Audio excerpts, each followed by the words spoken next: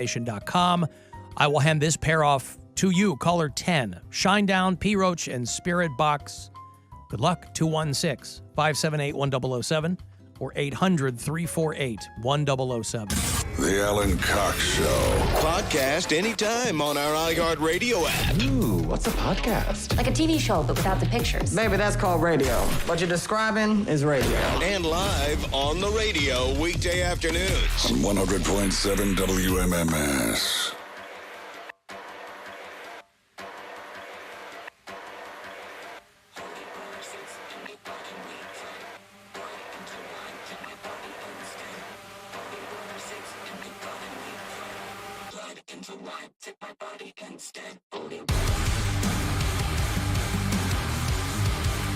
Oh, you know, we do 2 hours of metal here every Saturday night on MMS. Are you hip to 2 hours to midnight? Because it'll be back on Saturday night. Starts at 10 o'clock. Or, as was the case this past Saturday, immediately after the Guardians game. But I think it's an afternoon game this Saturday. So we will be free and clear come 10 o'clock to hand over 120 minutes of nothing but metal. And I'm your host. Corey Roddick joins me, Pat Butler. And your requests, local metal from Northeast Ohio. So if you're in a band, send me something. Brand new music and classic songs in there as well. Here, I'll give you a little taste. Brand new Ministry. If you saw them at the Agora a while back, that's when they premiered this brand new song. It's called Goddamn White Trash. I'm going to play Dying Wish. Wow. No, Brian in the audience got me hip to Dying Wish. I know. He's I'm going to be very excited. excited. I'm going to play some classic Metallica. I'm going to play local music from Artemis Ward. Going to play some brand new, what else? Well, that's a little taste, right? It's not until Saturday night, but join us. Saturday's a big day for you, man. 10 o'clock. You're going to be... Got the Captain Fun's Floating Fandango in the afternoon. Yeah. Got the metal show on Saturday night. Sunday morning, Bill and Poundcake host the Week in Cox. Mm-hmm. And then it's Corey Roddick's Hair of the Dog, where he plays all kinds of fun classic for you. Boy, that's the truth. I got to be careful on Saturday because I'm like ready to rock. Mm-hmm. But I'm going to have to pick my kid up When? from Grandma's house Sunday morning. What time? So not 7 in the morning, but Yeah, I mean, again, I got to be, fine. but I have to lay it out properly. Right. What? But we'll be I don't done wanna- by 5. If we go to a bar afterwards, you should be. I bet you're home by 9 o'clock. Mm-mm. You're gonna rock all night. Yes. Okay. In no scenario am I going to be home before last call. Good for you. None. Okay. He's got his metal show. Yes, I'll be in here as I am every Saturday night. I come into work at 10 p.m. Just like we get up and That's right. do the That's how Week in Cox. devoted we are to our respective programs. Boy, good news. Parma teachers will not be armed. The school suit we told you a couple of weeks ago that the Parma school district said, yeah, we're going to arm faculty. And the school superintendent has come out and said, that damn media twisted my words. Except if you know any Parma teachers, and I do, they all thought they were going to have to carry guns. So I know that the media is a real easy target, but not the case. Just the superintendent didn't make himself very clear by his own admission. The security team are the only people that they're planning to arm. But the story was very clearly, and Parma City School District teachers were confused as well because they don't want to be strapped at school and barely afford supplies. So they wanted to clarify that only security staff at the schools who have received certification by the Parma Police Department. I don't know what you need to do that. Those will be the only people carrying guns on school property. I was reading about a dude in Kentucky who shot his girlfriend in the foot. Well, he shot her at the foot, too. when his gun fell out of his waistband. Responsible gun owners, we love them. A Kentucky man at the state fair. Yes. Amari McClung, 19 years old. Kentucky is, what's that? This is Mary's place. Oh, yeah. She loves a fair. Love affair. Well, the Kentucky State Fair. His gun fell out of his waistband, discharged, and shot his girlfriend in the foot. There were troopers nearby, fortunately. Kentucky is an open carry state, but you have to be 21. This guy was 19. And it fell while he and his 18-year-old girlfriend were walking on the midway. He tried to get control of the gun around 6:15 p.m., and it fell out of his waistband. Things happen. Guy just dropped it. Messed up her foot a little bit, but she'll probably be all right. Really? They can bring whatever they want in here. Maybe like a little check-in, so like they know everybody that has one and everybody in and out, just so there's no confusion. Yeah, that's how they are in Kentucky. Yeah, you got away from him, you know, they've messed up her foot. Messed up her foot a little bit is how it was described. Shot her in the foot. Yeah, mess it up a little bit, but, you know. This shall not be infringed. So EMS transported her to a local hospital, and the 19-year-old kid has been charged with wanton endangerment, great band name, and carrying a concealed deadly weapon. But I agree with that last dude, you know, especially here in a place like Ohio, you know. They're like, yeah, we'd kind of like to know who's carrying. What's the matter with that? Why are the rest of us at the mercy of open carriers, is my question. Because it seems more than logical. I mean, I know you're allergic to compromise if you're in love with your gun, but it seems more than logical. Just keep us informed. Like have a patch on your jacket or something that says, I open carry. So we know. I mean, you get to walk around with firearms anywhere you want. We'd like to know. I don't see anything wrong with that. I'd like to know where you are. I know you're terrified of everything. That's why you, books and experts in science and liberals and immigrants, I get it. Scary stuff. Well, You're not well-adjusted human beings, but I'd like to know where you are. If you're terrified to go grocery shopping without your Glock, clue us in. Just you think something's going to pop off at the Costco? Give me a holler. Let me know where you are. Listen, I feel think like that's a fair trade. there are indicators, maybe not as clear-cut as a patch, but there's probably a Calvin peeing on a snowflake or something on the back of their truck, or Yeah, that's if you're in the parking lot and you see Or their truck. a T-shirt with way too many words on it.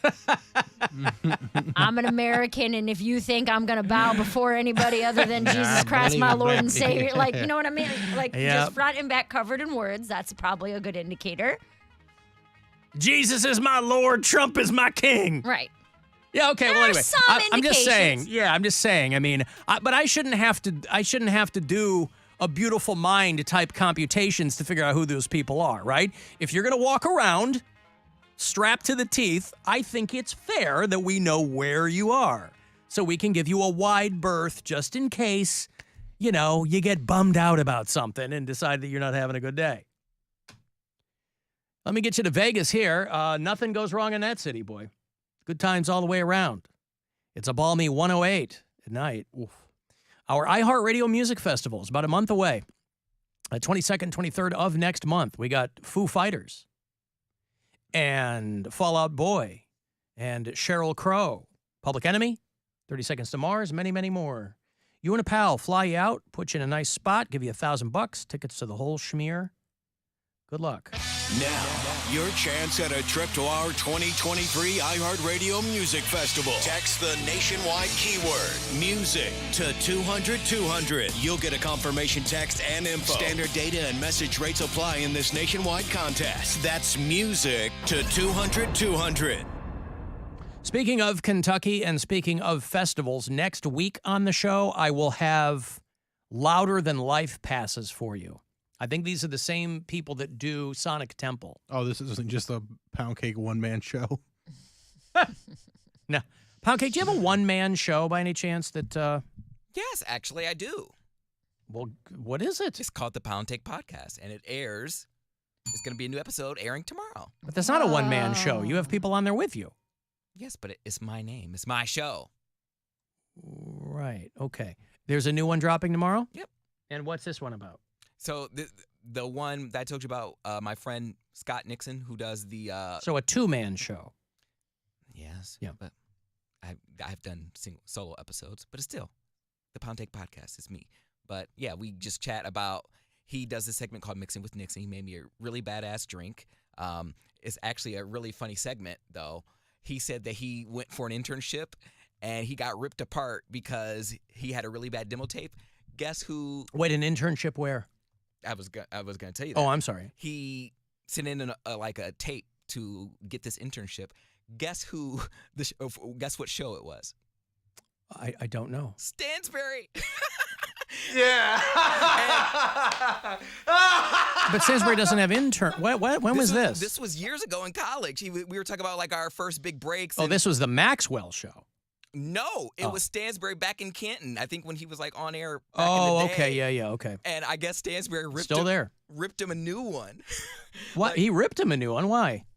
I don't know. I don't know if he played his demo tape. I didn't hear it. Oh. This is what I heard. I get terrible tapes from people all the time, and I'm like, hey, keep working. Reach for the stars. Just between me and you. Keep your feet on the ground and keep reaching for the stars. Oh my is God. what I tell people. Yeah, it was hilarious because there was this guy that had a crush on Scott, and he came in and he was like, oh my gosh, he's all sweaty. Like he wore like this button-up shirt. And he was like perspiring, and apparently he was like really embarrassed because he had a demo tape. I don't know if they played it or they were just talking about the tape. Well, why would he need a demo? You don't need a demo tape for an internship. I think he sent. I sent you some air checks when I interned with you. Right, but I mean, it's fine, but it wasn't. Most internships are not on the air. I think maybe he just. I mean, this show the interns were, but perhaps he just sent it in to critique the tape. I see. Oh, he wanted somebody to air check him. Yeah, I think it was really bad. Is he in radio? No, he tried to get into like sports radio, but he does his podcast now. Does it bother him that you are now nominated for Best Sports Talker? No, he cheers me on. Good pun. Yeah, no, he cheers me on. He's all for it. We've gotten a lot of messages on the iHeartRadio app about Poundcake being nominated there at clevescene.com. This is Tony Rizzo, and I don't like what you're doing over there, Mr. Cox, which are you trying to propagate. By the way, is that a good Rizzo? I have don't know. no idea. The one clip that we played, it was Goldhammer who was mad. Tony Rizzo seemed to be pretty magnanimous about it. Yeah. This is Tony Rizzo, and I don't Sounds like Rizzo from the Jerky Boys. This is what I'm going to say.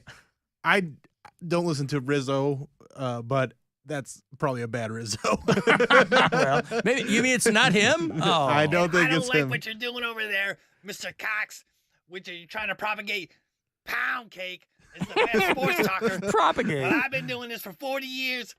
I live and bleed Cleveland sports. I've had my heart ripped out of my chest 99 times, and you want to try and get him nominated as the best sports talker as a goof?